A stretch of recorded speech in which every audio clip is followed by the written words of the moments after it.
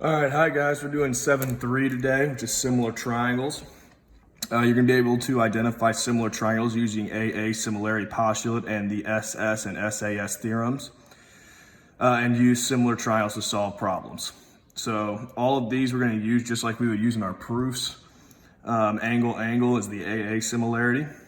If two angles of one triangle are congruent to two angles of another triangle, then the triangles are similar. So in this example, if A is congruent to F and B is congruent to G, then these two triangles are going to be similar. Side, or SSS similarity is the corresponding side lengths of two triangles are proportional, then the triangles are similar. So if JK over MP will equal KL over PQ, which would equal LJ over OM, then those triangles are similar. And the last one, side or SAS similarity. If the lengths of two sides of one triangle are proportional to the lengths of two corresponding sides of another triangle and the included angles are congruent, then the triangles are similar. So if RS over XY equals ST over YZ and angle S is congruent to angle Y, then triangle RST is similar to triangle XYZ. Corresponding sides, just a reminder on this, to determine which sides of two triangles correspond, begin by comparing the longest sides, then the next longest sides, and then finish by comparing the shortest sides. You can also look at how they write the triangles if they give that to you in the question. Drawing diagrams, it is helpful to redraw similar triangles so that the corresponding side lengths have the same orientation. So if they're turned around weird, you can always flip them to where, like this one down here, if you can see that, you can spin them around and redraw them to where they're looking the same way. Properties of similarity, you have the reflexive, symmetric, and transitive properties, just like we've used countless times. I don't know why they're in there twice. You don't need both of them. They're the same thing. But the reflexive property is triangle ABC is similar to triangle ABC. The symmetric property, if triangle ABC is similar to triangle DEF, then DEF is similar to ABC. And the transitive property, if triangle ABC is similar to triangle DEF and triangle DEF is similar to triangle XYZ, then ABC is similar to XYZ. Again, we've been using these all year. It's just now we can use them with similar triangles as well. All right, so determine whether triangles are similar, and if so, write a similarity statement and explain your reason. So for this first one, remember these little arrows right here mean that they are parallel. So if those are marked parallel, we now know that we have vertical angles right here. And if they're parallel, we can use our alternate interior angles, our alternate exterior angles, and all of those other properties, the corresponding angles, stuff like that.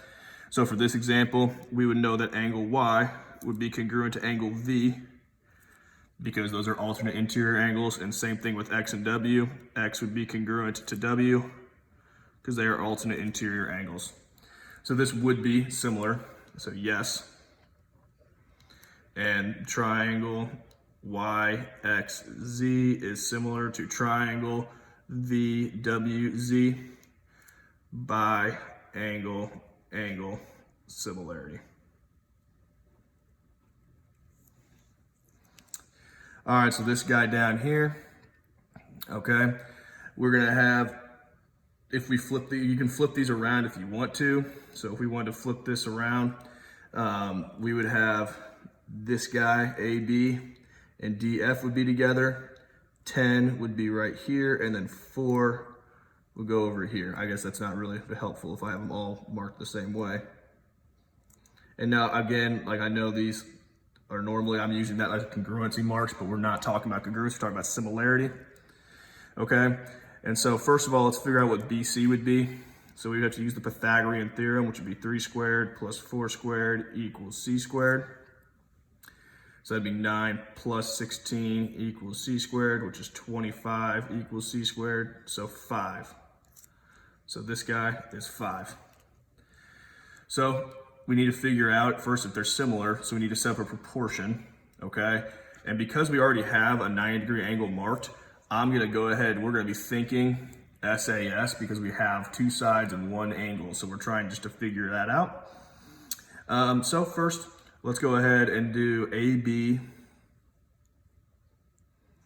over DF. Okay, that would be 6 over 3, which if we, it would be 3/6, which is 1/2. Okay, and then let's do the only other ones we have, which would be the BC and the DE. And it's important to make note that if I pick this triangle to be on top for this fraction, for this proportion, I need to pick this triangle to be on top for this one. Otherwise, they'll be flip-flop, the fraction would be. So BC is 5, DE is 10, which again is 1/2. So this is going to be similar because we have a side angle side. If this side is similar to this side and this side is similar to this side, well then this side will be similar to this side, okay? So I'm gonna say yes, triangle BAC is similar to triangle DFE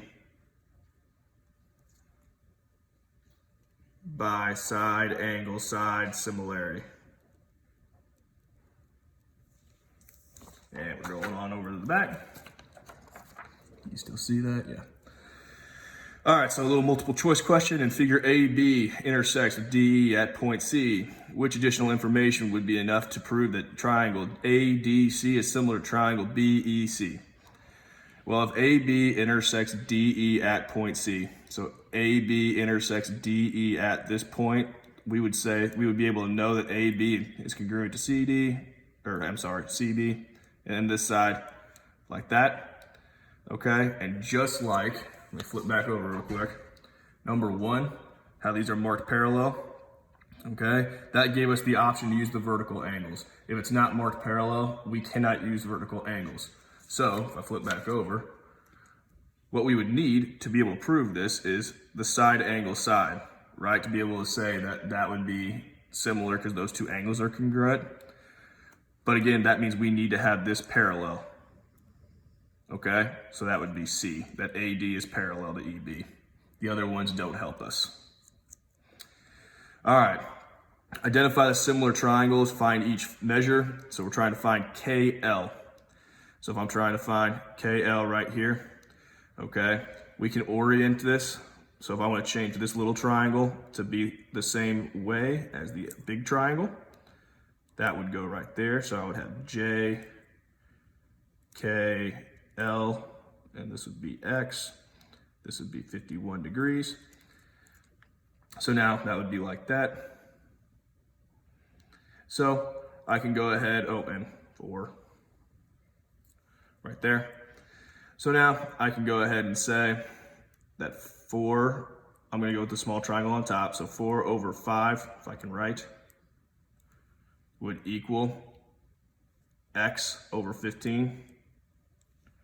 And then just like in the last section, we're gonna cross multiply. So I have 60 equals 5X, divide by 5. So X will equal 12.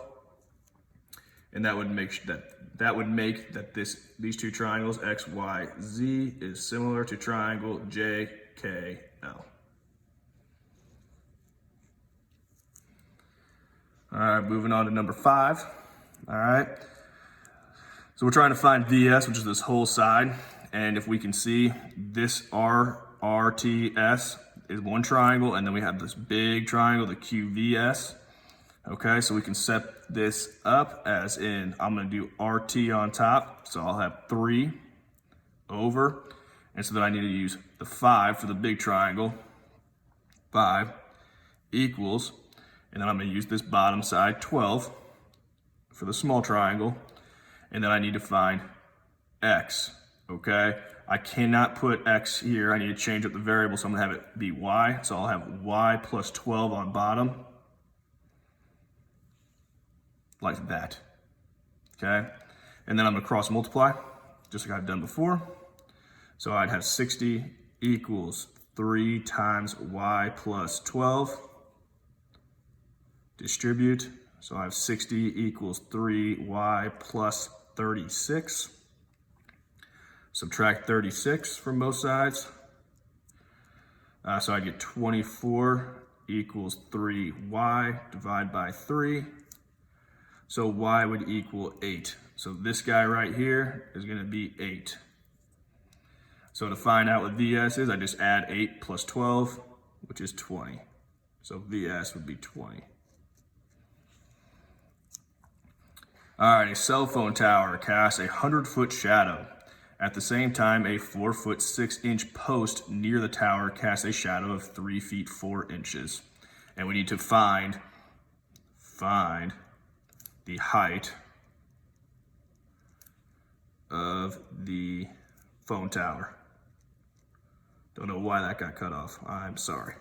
So we're going to find the height of the phone tower. So if I draw these triangles,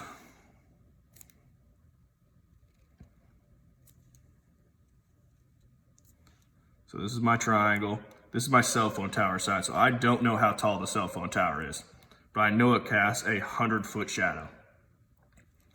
Then this other triangle, I know that it's 4 foot 6 inches. 4 foot 6 is 4.5 feet. Okay, so because there's 12 inches in a foot. So I'm gonna go ahead and change these to decimals instead of using fractions. And then it casts a shadow of 3 feet 4 inches. So 3 feet 4 inches would be 3.33 or 3 1/3 feet. So I'm just gonna go 3.33 feet. And then just like all the other ones, we're gonna set them up as a proportion. So I'll have x over 4.5 equals 100 over 3.33. I'm gonna cross multiply. So I'll have 450 equals 3.33x. Divide by 3.33. So x will equal 135 feet. And that's all for this section.